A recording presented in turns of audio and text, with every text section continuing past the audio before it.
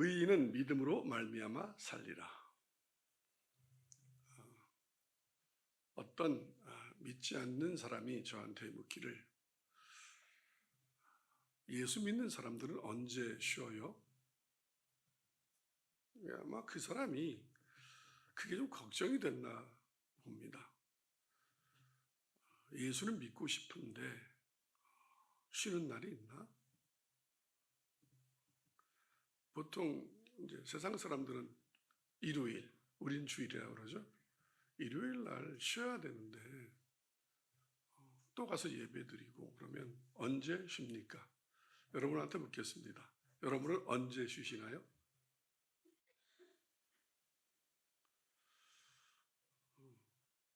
말라기서에 지난주에 공부했던 것처럼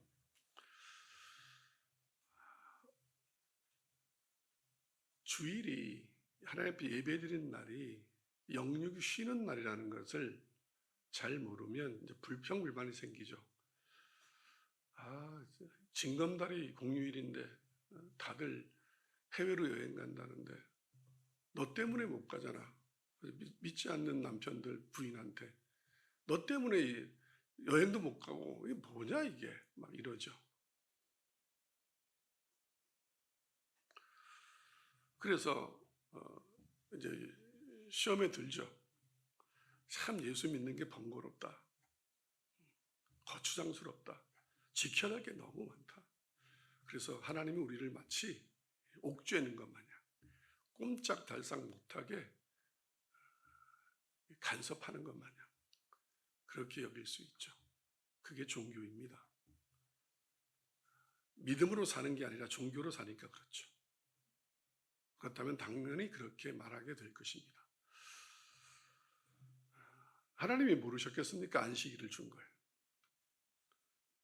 얘들 하루라도 놀게 하면 안 돼. 어떻게 해서라도 빡빡 쪼여야지. 그러고 안식일을 주셨겠습니까? 안식일 날 여행 가죠. 골프 치러 가죠. 꽃 구경 가죠. 등산 가죠. 자전거 타러 가죠. 그게 쉼인 것 같죠? 노동입니다. 세상 사람들은 그걸 쉼이라고 말하는지 모르겠는데 주일 지나면 항상 이러죠. 피곤해. 쉬었는데 왜 피곤할까요? 일한 날보다 더 피곤하죠, 주일이. 그래서 월요병이라는 게 생기지 않았습니까? 여러분, 하나님 앞에 예배드리고 말씀 받고 듣고 그게 우리의 영혼육이 재충전되는 새 힘이 공급되는 쉼의 날임을 깨닫고 믿으시기 바랍니다. 혹시 여러분들 중에서도 주일날 놀러 가지도 못하고 예배 드리고 교회 가야 되고 그렇게 불평하신 분 있습니까? 오늘로 그 불평을 멈추시기 바랍니다. 어디로 가는 순간 여러분은 피곤해지기 시작합니다. 언제 노느냐? 짬짬이 노시기 바랍니다. 아멘. 네. 의인은 믿음으로 말미암아 살리라. 모건 스탠리의 조사에 의하면 부자가 되는 것이 중요한가? 여러분에게도 한번 이렇게 물어보겠습니다. 부자가 되는 것이 중요합니까? 그렇다면 주일 예배도 거추장스럽습니다. 번거롭습니다.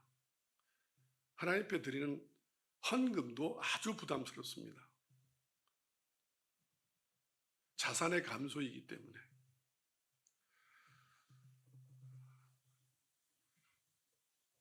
부자가 되는 것이 중요하다. 오른손. 부자가 별로 중요하지 않다. 왼손. 딱 한 사람 들었어. 두 사람 들었습니다. 이 조사에 그렇다라고 응답한 사람들이 한국인은 60%, 부자가 되는 것이 중요하다.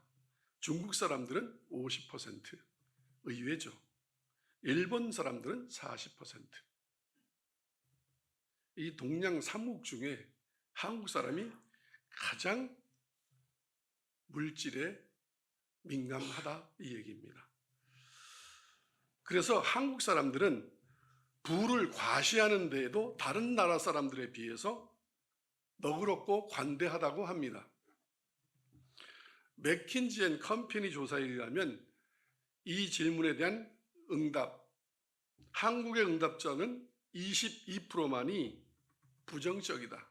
그러니까 부를 과시하는 것이 별로다 라고 대답을 했고, 중국인은 38%가 부정적인 답변을 했고, 일본은의 45%가 부의 과시를 부정적으로 보았습니다. 예상 외죠. 우리나라 사람들이 가장 이 부를 과시하는 것에도 관대합니다. 작금에 벌어지는 모든 상황들이 바로 이것 때문이죠. 돈을 사랑함이 일만하게 뿌리가 된 거죠. 이렇게 본다면 동양 상목 중에 한국이 가장 타락한 사회일 수도 있습니다. 한국의 기독교도 이 한국 사회의 지난 70년간 우리도 잘 살아보세의 구호를 따라 사회와 동반 성장했습니다. 그 결과 부자가 곧 사회적 성공의 잣대가 되었고, 돈을 얼마나 잘 버느냐가 개인의 능력과 동일시 되어 왔음을 부인할 수 없습니다. 이 과정에서 사회 공의와 정의는 설 자리를 잃어버렸습니다. 배금주의와 한탕주의의 사활을 거는 투기가 만연하게 되었습니다. 여러분 뉴스에도 보시다시피 교회는 자유롭겠습니까? 종교계는 자유롭겠습니까? 기독교를 비롯하여 모든 종교가 다 절대로 자유하지 않습니다. 한국 교회도 어느 때인가 교회 성장주의와 교권주의로 인하여서 사회와 마찬가지로 진리와 믿음을 잃어버렸습니다. 어쩌면 우리는 복음이 없는 시대, 믿음을 상실한 시대를 살고 있을 수도 있습니다. 교회 성장주의는 누누이 설명 안 해도 여러분도 알다시피 교회는 커야 한다. 목사는 유명해야 한다. 큰 교회 유명한 목사가 참이고 진리인 것 마냥 오도되는 시대를 우리는 살고 있습니다. 그래서 너나 할 것 없이 거룩보다는 성장을, 그래서 신도시에도 어딘가에 빈터가 남아있죠. 저기에 쇼핑센터가 들어오려 하나? 병원이 들어오려고 그러는가? 어느 날 십자가가 걸리죠. 대형 교회 프랜차이즈 교회가. 그러면 그 주위에 있는 모든 작은 교회 다니던 성도들은 그 작은 교회 목사는 이삿짐 날라주고 다 그러죠. 어느 날 갑자기 그 큰 건물 속으로 다 빨려 들어가죠. 그게 한국 교회의 타락상입니다. 교권주의. 여러분은 교권주의가 뭔지 모르니까 이것은 좀 설명을 하겠습니다. 부패한 교회 지도자들이 자신의 직임을 성직이라 생각하고 목사직을 우상화하고 권력을 세력화하고 부와 명예를 세습하고 세속적 성공을 추구하며 진리를 왜곡합니다. 하나님과 교회를 위하는 것 같지만 실상은 자신의 사리사욕을 채우기에 몰두하는 이들을 교권주의자들이라고 합니다.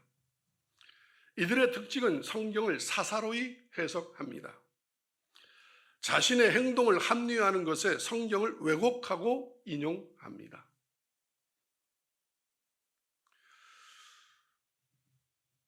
사회적 지위와 명성 그리고 부의 정도가 인격과 명예와 비례하지 않듯이 믿음이 없는 신앙생활 역시 생명의 길과는 전혀 상관이 없습니다. 제가 요즘 설교하는 것이 거짓에 속지 마라. 기독교는 종교가 아니다. 제가 지금 설교하는 모든 게 다 그 바탕 위에서 설교가 되고 있습니다. 이 교권주의 폐해에 대해서는 차후에 다시 자세히 설교하겠습니다. 여기에는 세습도 교권주의의 가장 타락한 모습입니다. 건물의 세습, 목회직의 세습 다 그렇습니다. 이로 인하여 이스라엘이 하나님께 진노의 소나기에 들어가게 되었습니다. 오늘 하박국 1장 1절에 선지자 하박국이 묵시로 받은 경고라라고 시작합니다. 이 하박국서는 다른 선지서와 달리 다른 선지서들은 하나님이 선지자들에게 일방적으로 하나님의 말씀을 그들에게 듣게 하시고 그걸 전하게 하셨는데 이 하박국서는 좀 다른 구성으로 되어 있습니다. 하박국이 하나님 앞에 묻습니다. 그럼 하나님이 대답하는 형식으로 이렇게 진행되는 게 하박국서입니다. 이 하박국서가 쓰여진 역사적 배경이 있습니다.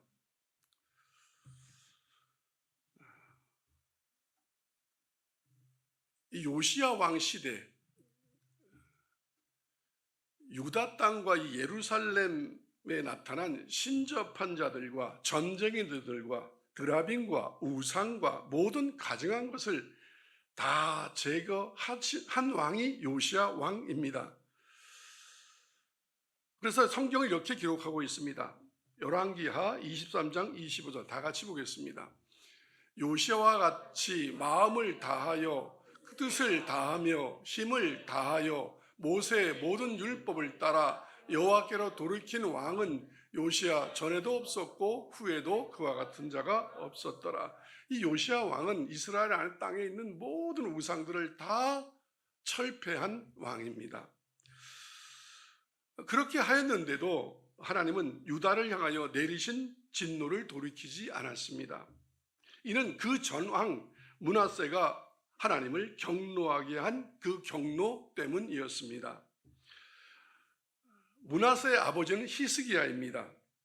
이 히스기야가 헐어버린 산당들을 이 므낫세는 다시 세우고 이스라엘 왕 여러분이 잘 아시는 아합의 행위를 따라 바알을 위하여서 제단을 쌓고 아세라 목상을 만들며 하늘의 1월 성신을 경배하고 섬긴 왕이 므낫세입니다. 그 므낫세의 죄 때문에 이 요시야 왕의 이 선정도 다 가리워졌습니다. 그래서 성경은 이렇게 기록하고 있습니다. 열왕기하 23장 27절 시작. 여호와께서 이르시되 내가 이스라엘을 물리친 것 같이 유다도 내 앞에서 물리치며 내가 택한 이 성 예루살렘과 내 이름을 거기에 두리라 한 이 성전을 버리리라 하셨더라. 이 므낫세의 죄가 너무 커서 이 요시야의 선정으로도 이게 회복이 안 됐습니다. 즉 하나님의 진노가 풀리지 않았습니다. 그래서 하나님이 내가 거하기로 한 이 성전을 버리리라. 그래서 성전이 버림을 당하였습니다. 그 후에 여호아하스가 23살에 왕이 되었습니다. 그런데 그는 3달간 왕이 되었는데 그도 이 3달간 왕노릇하면서 조상들과 마찬가지로 이 조상들, 이 나쁜 왕들이 행했던 모든 일을 따라서 하나님이 보시기에 악을 행하였습니다. 열왕기하 24장 4절을 보겠습니다. 제가 읽겠습니다. 또 그가 무죄한 자의 피를 흘려 그의 피가 예루살렘에 가득하게 하였음이라. 여호와께서 사하시기를 즐겨하지 아니하시니라. 이 여호아하스가 3달간 왕노릇하면서도 무죄한 자의 피를 흘렸고 그 피가 예루살렘에 가득하였습니다. 그래서 하나님께서 백성을 사하시는 것을 이제 즐겨하지 않겠다라고 말씀하였습니다. 정말 이 경고대로 주전 605년경에 유다는 하나님의 경고대로 위기를 맞게 되었습니다. 이 유다 왕, 그 후에 여호아하스 뒤를 이어서 여호와김이 왕이 되었는데 이도 마찬가지로 악한 왕이었습니다. 그래서 부정과 패역을 저질렀습니다. 그로 말미암아 백성들은 종교적, 도덕적 타락이 절정에 이르게 되었습니다. 또한 위정자들은 착취와 부정을 저지르고 있었던 것이 바로 하박국서가 쓰여지기에 전에 유다와 이스라엘의 역사적 상황입니다. 그때 바벨론이 아수르를 멸망시키고 이제 유다를 서서히 침탈하기 시작한 시기였습니다. 그때 하박국 선지자는 이제 의문이 생기기 시작하였습니다. 그래서 하박국서 1장 3절과 4절에 어찌하여 내게 죄악을 보게 하시며 패역을 눈으로 보게 하시나이까? 겁탈과 강포가 내 앞에 있고 변론과 분쟁이 일어났나이다. 이러므로 율법이 해이하고 정의가 전혀 시행되지 못하오니 이는 악인이 의인을 에워쌌으므로 정의가 굽게 행하여 짐이니이다. 이게 공의와 정의가 다 사라졌다. 하나님은 어디 계시느냐? 저렇게 왕들이 백성을 짓밟고 저렇게 도덕과 윤리적으로 다 타락하고 있는데 하나님의 공의는 어디 있고 사회 정의는 어디 있는가? 어떻게 사악한 바벨론이 하나님의 백성인 유다를 칠 수 있는가? 어떻게 악인이 의인의 소유를 탈취하는 것이 정당한가? 공의가 사라지고 정의가 왜곡되고 있는데 하나님은 왜 가만히 두고 계신가? 이 의문이 생기기 시작하였습니다. 이 물음에 대한 하나님의 대답이 1장 5절과 6절입니다. 하나님의 응답입니다. 여호와께서 이르시되 너희는 여러 나라를 보고 또 보고 놀라고 또 놀랄지어다. 너희의 생전에 내게 한갓 행할 것이라. 누가 너희에게 말할지라도 너희가 믿지 아니하리라. 보라, 내가 사납고 성급한 백성 곧 땅이 넓은 곳으로 다니며 자기의 소유가 아닌 거처들을 점령하는 갈대아 사람들을 일으켰나니. 즉 이 갈대아 사람들은 바벨론의 거민들입니다. 이 바벨론을 일으켜서 유다를 치게 되는 일을 보게 될 거다. 아니, 하박국 선지자가 하나님의 정의와 공의는 어디 있습니까? 라고 말하는데 하나님이 이러십니다. 내 뜻대로 이러실 거다. 내가 바벨론을 일으켜 유다를 멸망시키겠다 라고 말씀하십니다. 왜? 아까 읽었지 않습니까? 열왕기상 24장 27절에 이 성전을 내가 버리리라. 왜? 그들은 바알과 아세라상을 숭배했기 때문에, 1월 성신을 숭배했기 때문에. 어디서? 주의 성전에서. 마찬가지로 하나님의 거룩한 성전에서 여기에 멸망에 가증한 것이 선걸 보거든 너희는 떠나라, 피하라.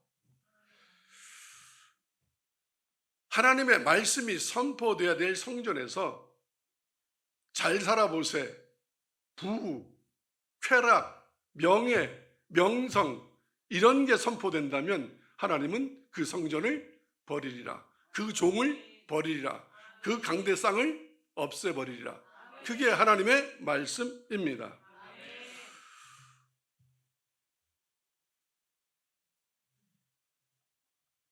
그러나 이 바벨론 사람들은 자신들이 유다를 돌이키게 하기 위한 하나님의 징벌의 도구로 사용된다는 것을 깨닫지 못하고 마치 자신들이 힘이 강하여 유다를 정복한 줄 알고 교만하고 범죄함으로 장차 심판을 받게 될 것이다. 1장 11절 같이 읽겠습니다. 시작. 그들은 자기들의 힘을 자기들의 신으로 삼는 자들이라. 이에 바람같이 급히 몰아 지나치게 행하여 범죄하느니라.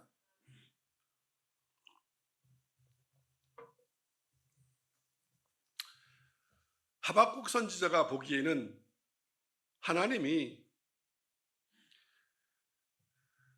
정의와 공의를 버리시고 바벨론을 가만히 둬서 바벨론이 유다를 치는 것 같으나 사실은 하나님이 바벨론을 사용해서 유다를 훈련시키고 있는 거죠.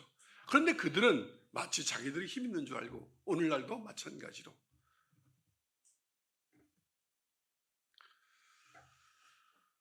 하나님은 절대로 악인의 죄악을 용납하시거나 방관하시거나 개입할 수 없음이 아니십니다. 악인들의 그 죄가 이제 그 죄를 심판할 때가 차기까지 하나님은 오래 참으시고 기다리시기 때문에 그냥 수수방관하는 것처럼 보일 뿐입니다. 세상 사람들은 자기들의 능력이 있어서 승리하는 줄 알고 잘 사는 줄 알고 높아지는 줄 알고 있습니다. 하나님은 절대 아니다. 어쩌면 그들은 하나님의 도구로 쓰임 받을 뿐입니다. 쓰임이 끝나면 그들도 심판대 앞에 서게 될 겁니다. 어떻게? 그 지은 죄 때문에. 하박국 선지자는 다시 호소합니다. 간절하게. 1장 13절 읽겠습니다. 시작. 주께서는 눈이 정결하심으로 악을 참아보지 못하시며 패역을 참아보지 못하시거늘 어찌하여 거짓된 자들을 방관하시며 악인이 자기보다 의로운 사람을 삼키는데도 잠잠하시나이까. 어떻게 악인들이 자기보다 의로운 사람들을 이렇게 도륙하는데도 하나님은 잠잠하십니까? 아무리 그렇다 그래도 다시 말하면 이렇습니다. 왜 하필 우리 유다보다 더 악하고 하나님도 모르는 바벨론을 사용하여 하나님의 백성을 심판하십니까? 이게 하박국은 이해가 되지 않습니다. 그냥 하나님이 하시면 되거나 아니면 더 의로운 사람을 통하여서 덜 의로운 사람을 심판해야지 어떻게 의인을 악인이 더 죄가 많은 사람이 심판을 합니까? 괴롭힙니까? 여러분 요즘 이 시대도 이런 게 참 의문이 듭니다. 이단들, 사이비들, 신천지, 하나님의 교회, 여러 가지 그런 이단들, 왜 하나님이 그들을 두고 보실까? 왜 그들을 통하여 교회가 어려움을 당할까? 이해가 되지 않지 않습니까? 어떻게 하나님의 교회가, 하나님이 세우신, 하나님의 교회가 아니죠. 하나님이 세우신 이 교회가 어떻게 그런 이단들, 그 이단들에게 어떻게 이렇게 농락을 당해도 가만히 두고 계시는 건가?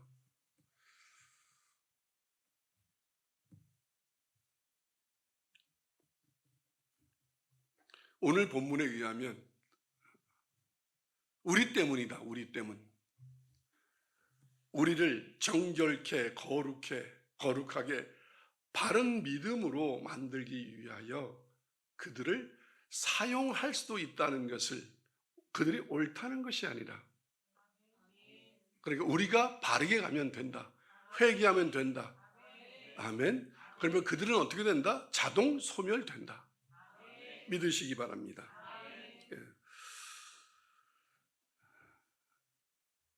이 하박국 선지자가 의문을 가졌던 이 세 가지가 이렇습니다.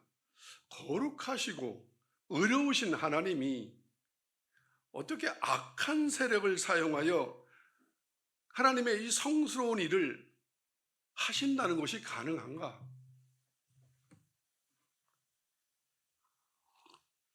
그게 13절 전반절에 있는 아까 읽었던 말씀입니다. 주께서는 눈이 정결하신데 거룩하신데 악을 참아 보지 못하시는 분이신데, 빛인데 어둠을 함께 못하시는 분인데, 회전하는 그림자도 없으신 분인데 어떻게 그들을 두고 보지 못하시거늘 어찌하여 거짓된 자들을 두고 보시고 계신가? 방관하고 계신가? 또한 당신의 백성을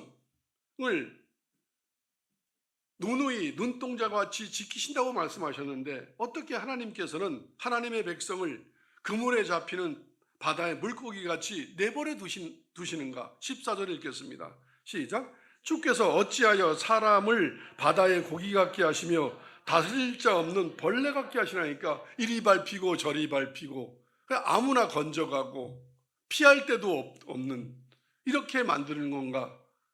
진퇴양난의 계곡으로 모는가 우리를? 이게 의문이죠.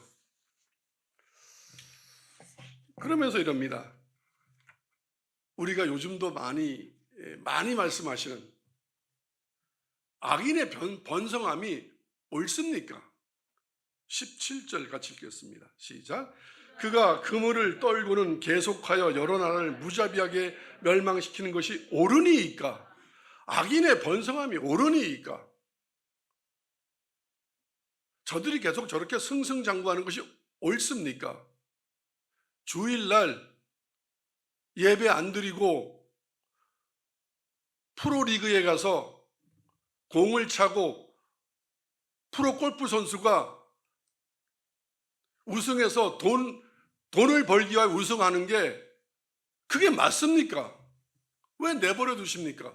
우리는 이렇게 하던 일 멈추고 그렇게 주일날 아침에부터 와서 봉사하고 예배 드리는데, 뭐 프로 선수들은, 유명한 사람들은 자기 돈 벌려고 골 한 골 넣고 하나님께 영광, 여러분은 그런 의문 안 드십니까? 이게 옳습니까?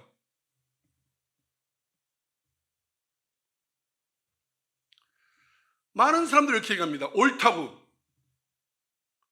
예외가 있습니까? 하나님은 그런 돈을 받으십니까?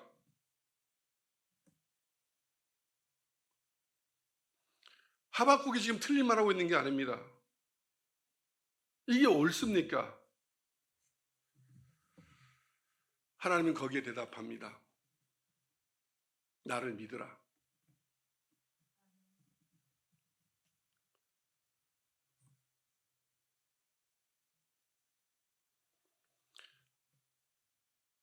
하박국의 결론이 이렇습니다.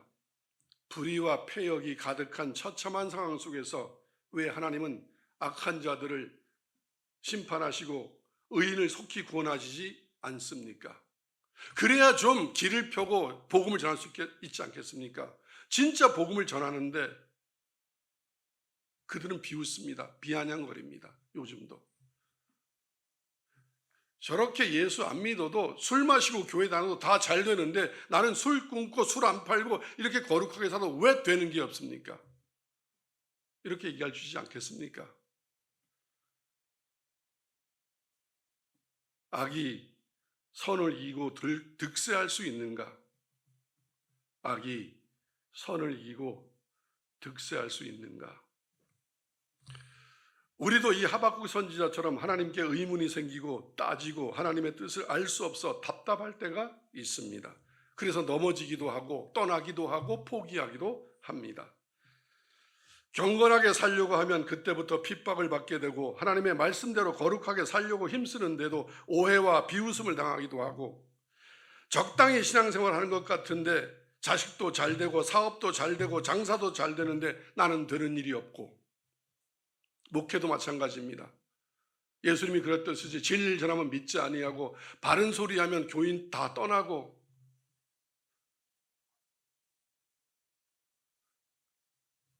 우스갯소리나 하고 복음 아닌 것을 전하면 사람은 몰려들고, 그렇게 하나님은 학벌이 아니라고 그랬는데 학벌 내어서는 목사들은 다 잘 되고,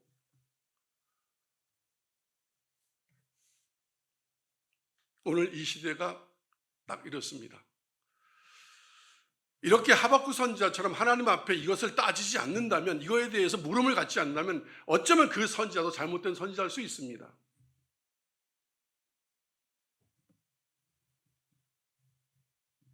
이 신앙적 무릎에 하나님은 답을 하십니다. 그래서 감사합니다. 2장 3절로 4절을 같이 읽겠습니다. 시작. 이 묵시는 정한 때가 있나니 그 종말이 속히 이르겠고 결코 거짓되지 아니하리라. 비록 더딜지라도 기다리라. 지체되지 않고 반드시 응하리라. 보라, 그의 마음은 교만하여 그 속에서 정직하지 못하나 의인은 그의 믿음으로 말미암아 살리라. 아멘입니까?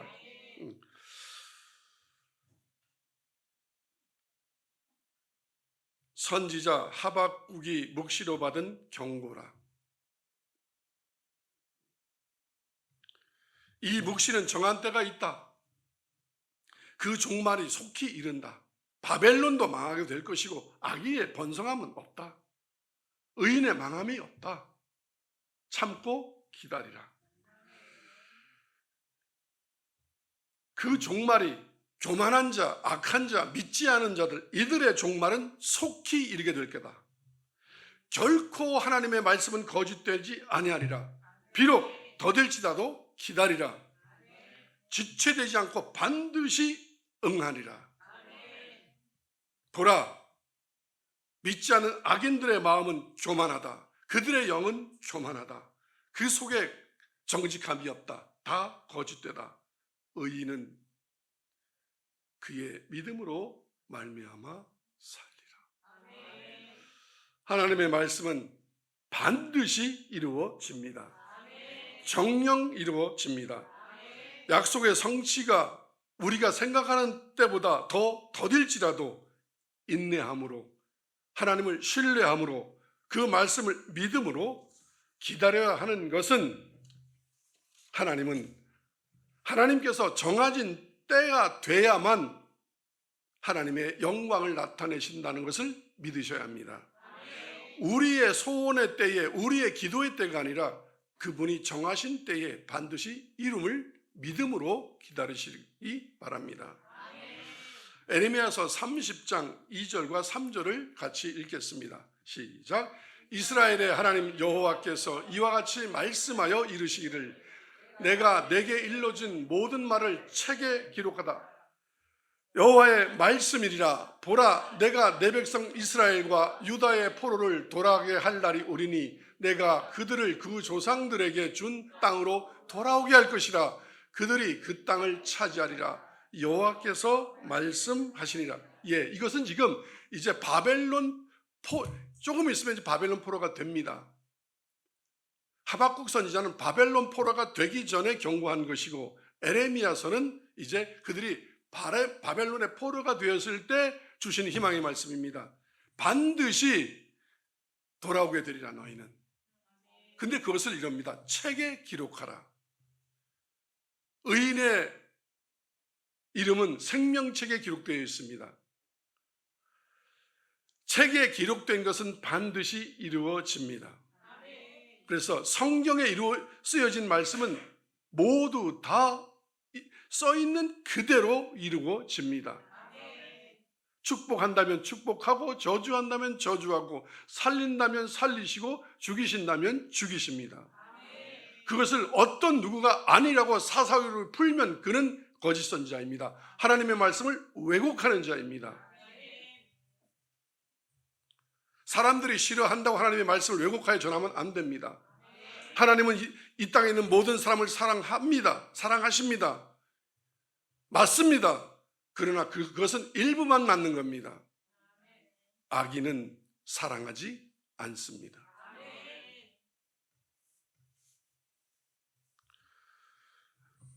시편 75편 2절과 7절을 같이 읽겠습니다. 주의 말씀이 내가 정한 기약이 이르면 내가 바르게 심판하리니 오직 재판장이신 하나님이 이를 낮추시고 저를 높이시느니라. 아멘. 하나님의 분명히 우리는 모릅니다. 어느 때인지 모릅니다. 악인의 번성은 영원하지 않습니다. 의인의 고난도 영원하지 않습니다. 의인의 고난도 속히 끝나지만 악인의 번성도 속히 끝납니다. 하나님의 정한 기약이 있습니다.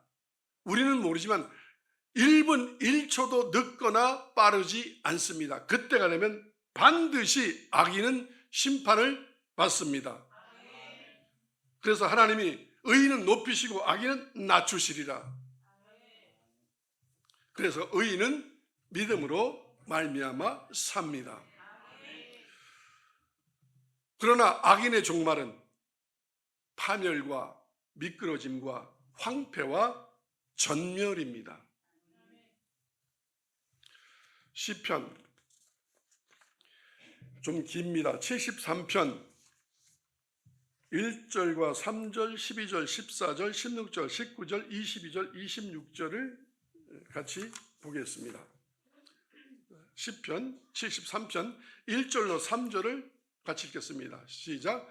하나님이 참으로 이스라엘 중 마음이 정결한 자에게 선을 행하시나 나는 거의 넘어질 뻔하였고 나의 걸음이 미끄러질 뻔하였으니 이는 내가 악인의 형통함을 보고 오만한 자를 질투하였음이로다. 하나님은 반드시 마음이 정결한 자, 영이 깨끗한 자, 믿는 자에게는 선을 행하시나 나는 거의 넘어질 뻔하였다. 왜? 하나님 그렇게 안 하시는 줄 알고 늦게 오시는 줄 알고 수수방관하시는 줄 알고 나의 걸음이 미끄러질 뻔하였으니 내가 악인의 형통함을 보고 좋아했고 오만한 자를 질투하였습니다. 나도 저렇게 되고 싶어. 여러분, 세상과 세상의 것을 부러워하지 마시기 바랍니다. 여러분들 입술로 죄를 짓지 않습니까? 저 사람은, 저 교회는, 저 목사님은 그렇게 사람이 많이 모이는데 큰 교회 됐는데 부자 되었는데 잘 됐는데 그렇게 안 살아도 그렇게 안 해도 여러분 그게 넘어진 자의 얘기입니다. 넘어지지 마시기 바랍니다. 12절부터 14절까지를 읽겠습니다. 시작. 볼지어다 이들은 악인이라도 항상 평안하고 재물은 더욱 불어나도다. 내가 내 마음을 깨끗하게 하며 내 손을 씻어 무죄하다 한 것이 실로 헛되도다. 나는 종일 재난을 당하며 아침마다 징벌을 받았도다. 이럽니다. 악인들은 항상 평안하고 재물은 더욱 불어나는데 난 뭐야? 나는 내 마음을 깨끗하게 하고 술도 끊고 음란도 끊고 나쁜 짓도 끊고 술도 안 팔고 골프도 안 치고 주일날 어디에 놀러 가지도 않고 예배 드리고 사치 안 부리고 이렇게 하는데도 헛되다. 그래서 잘된 게 뭐가 있느냐? 매일 옆에서 너 그렇게 교회 다니고 그렇게 잘 믿어서 잘된 게 뭐 있는데? 너 아름다운 교회 가서 잘된 게 뭐 있는데? 뭐 그 목사님 설교 좋다며? 그 교회 뭐 어떻다며? 근데 너 그 교회로 옮겨서 뭐 잘된 게 있는데? 여러분 그런 공격 많이 받지 않으셨나요? 대답 안 하시네요?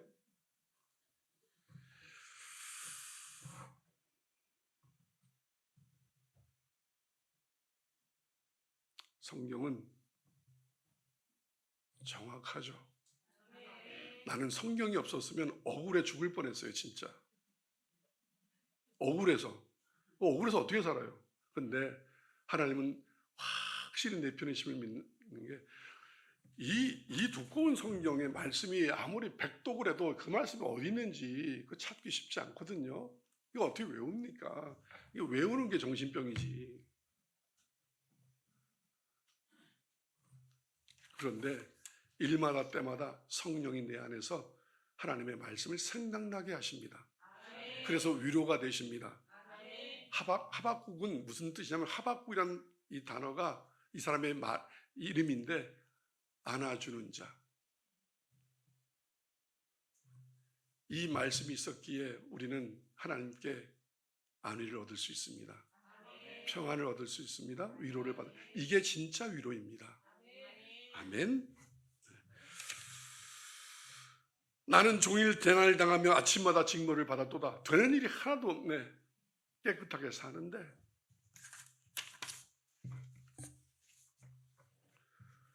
헌금 많이 하면 통장에 액수만 줄고, 아침부터 열심히 가 교회에서 봉사했더니만 자식들은 엉망진창되고, 옛날엔 이상한 교회 다닐 때는 그렇게 애들도 교회 예수 잘 믿더니만 아름다운 걸 옮기니까 애들도 교회 안 나오고.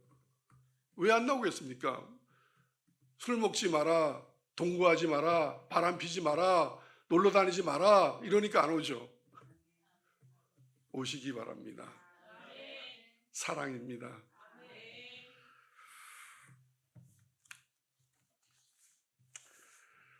유튜브로 제 설교를 듣는 분이 아직은 많지 않은데 듣는 사람들은 참 불행합니다. 유튜브로 하니까 아주 신랄한 설교를 못 들어서 어느 날 이제 제가 할 말 다 하면 유튜브 끊으려고요. 살아있는 말씀을 들어야 되는데, 그렇죠? 그래서 막 어느 교회가 잘못됐으면 그 교회 이름도 막 대고, 막 어느 잘못된 목사 이름도 막 부르고 막 이래야 되는데, 아멘? 네, 교회로 오시면 다 들을 수 있습니다.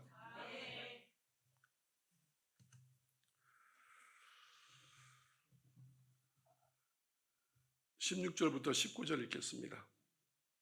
시작. 내가 어쩌면 이를 알까 하여 생각한즉 그것이 내게 심한 고통이 되었더니. 잠깐만요, 이런 거예요. 이게 무슨 뜻이지?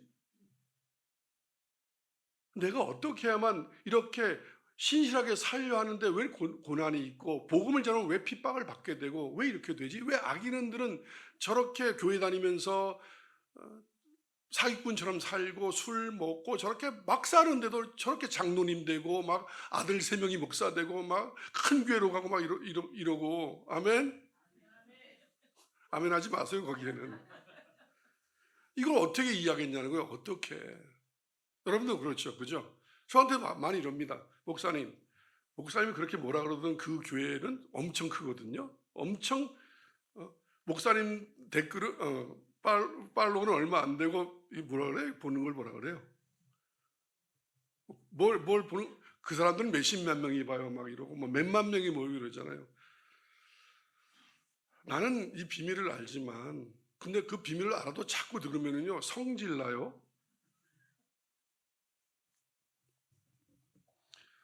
답답할 때 있고요. 내가 어쩌면 이를 알까 하여 생각한즉 그것이 내게 심한 고통이 되었더니. 17절. 하나님의 성소에 들어갈 때야 그들의 종말을 내가 깨달았나이다. 혼자 아무리 생각해도 모르겠더라. 근데 하나님의 성소에 들어가서 하나님 앞에 무릎을 꿇고 기도했더니, 호소하였더니, 여러분이 살다가 답답하면 이 하박국처럼 망루에 올라가서, 이 말은 하나님 앞에 꼭 듣겠다라고 골방에 들어가서 어느 기도의 자리에서 호소하시기 바랍니다. 통곡하셔도 됩니다. 건방지지 않게 따지셔도 됩니다. 아멘? 네, 물으시기 바랍니다. 하나님의 성소에 들어가면 하나님은 말씀을 하십니다. 그래서 그들의 종말을 내가 깨달았나이다. 18절 시작. 주께서 참으로 그들을 미끄러운 곳에 두시며 파멸에 던지시니. 19절. 그들이 어찌하여 갑자기 황폐되었는가 놀랄 정도로 그들은 진멸하였나이다. 바벨론은, 아수르는, 로마는, 애굽은, 이스라엘을 괴롭혔던 모든 나라들은 잠깐 동안 이스라엘을 정결케 하기 위한 어떤 도구로 사용됐을 뿐이지 그들의 본성은 없다. 지금까지도. 아멘. 예수를 잘못 믿고 바르지 않은 교회, 이단, 사이비가 지금은 뭐 몇십만 명이 모이고 득세하는 것 같으나 어느 날 하나님의 정한 때가 되면 아침 이슬처럼 눈 녹듯이 찾을래야 찾을 수도 없고 볼래야 볼 수도 없이 사라지리라. 아멘. 헛된 일에 마음 뺏기지 말고 힘쓰지 말고 자신을 정결케 하고 믿음의 삶을 사는 거에 집중하라.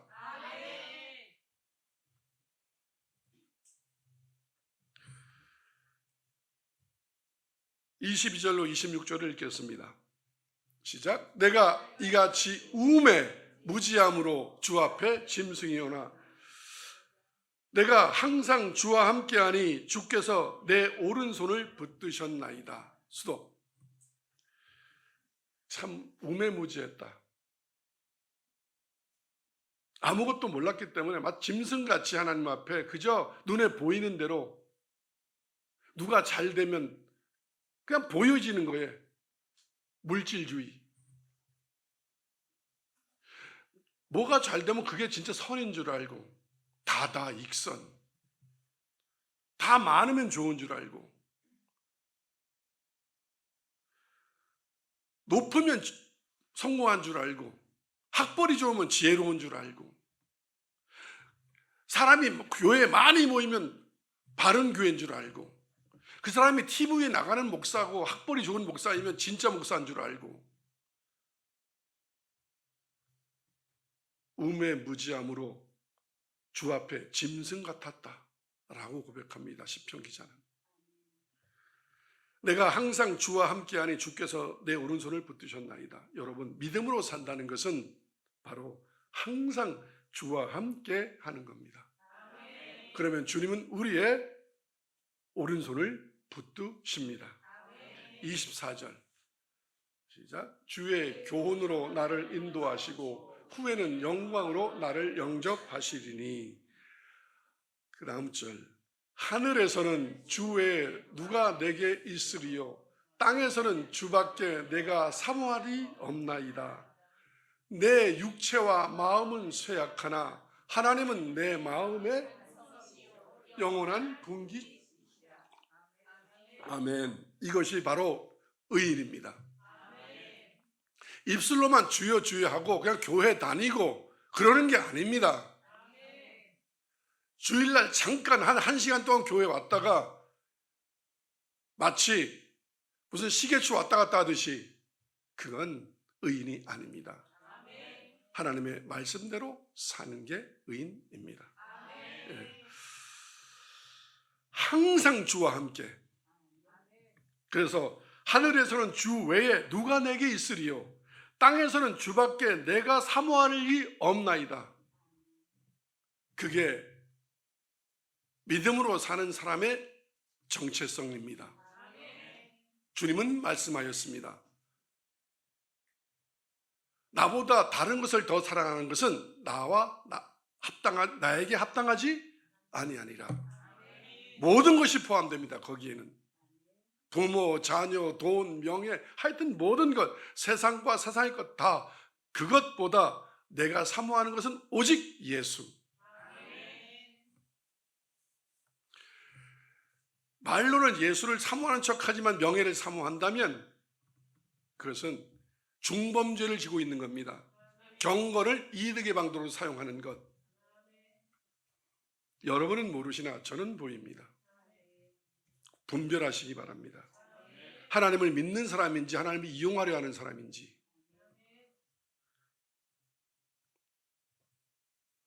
내 육체와 마음은 쇠약하나 하나님은 내 마음의 반석이시요 영원한 분깃이라.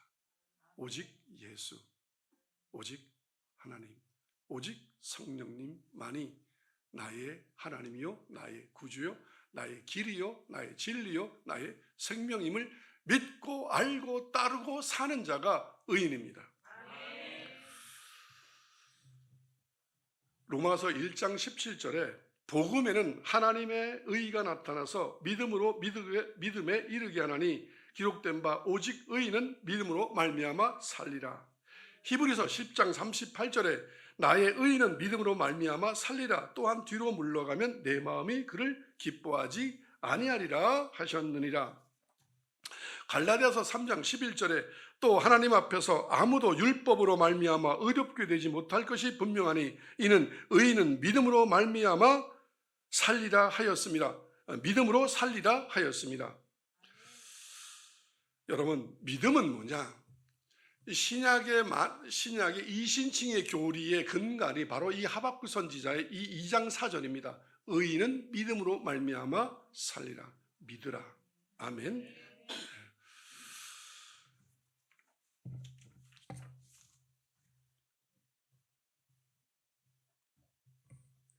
믿음은 입술로가 주여, 신앙생활, 교회 다니는 것, 그것을 믿음이라고 말하지 않습니다. 믿음은 자기 자신을 하나님의 신실하심과 하나님의 선하심에 완전히 내어 맡기는 것이 믿음입니다. 그러할 때 하나님의 의를 우리 안에 이룰 수 있습니다. 예수 그리스도를 믿고 하나님께 자신의 모든 것을 내어 맡기는 것, 그게 믿음입니다. 그게 바로 우리의 의입니다. 인간의 의는, 우리의 옳음은 우리의 생각이 옳은 게 아니고 우리의 행위가 옳은 게 아니고 우리의 지식이 옳은 게 아닙니다. 우리 자신을 모두 다 하나님께 내어 맡기는 것이 우리의 옳음입니다. 하나님의 의, 복음에는 하나님의 의가 나타난다고 하였습니다. 하나님의 의는, 하나님은 죄인인 인간을 그냥 구원하실 수는 없습니다. 왜냐하면 하나님은 의로우신 분이시기 때문입니다. 즉 공의의 하나님이기 때문에 그냥 구원하실 수는 없습니다. 왜? 하나님은 죄의 삭은 사망이라고 규정하였습니다. 그건 진리입니다. 죄의 삭은 사망입니다. 하나님의 약속은 자기 백성을 구원하시겠다는 게 또한 하나님의 약속입니다. 이 갈등, 이 두 명제에 갈등이 생깁니다. 죄의 삭은 사망인데 죄인인 인간은 하나님이 구원하겠다고 약속했는데 구원할 방법이 없습니다. 이 갈등과 이 사건을 푸는 방법이 바로 십자가의 예수 그리스도입니다.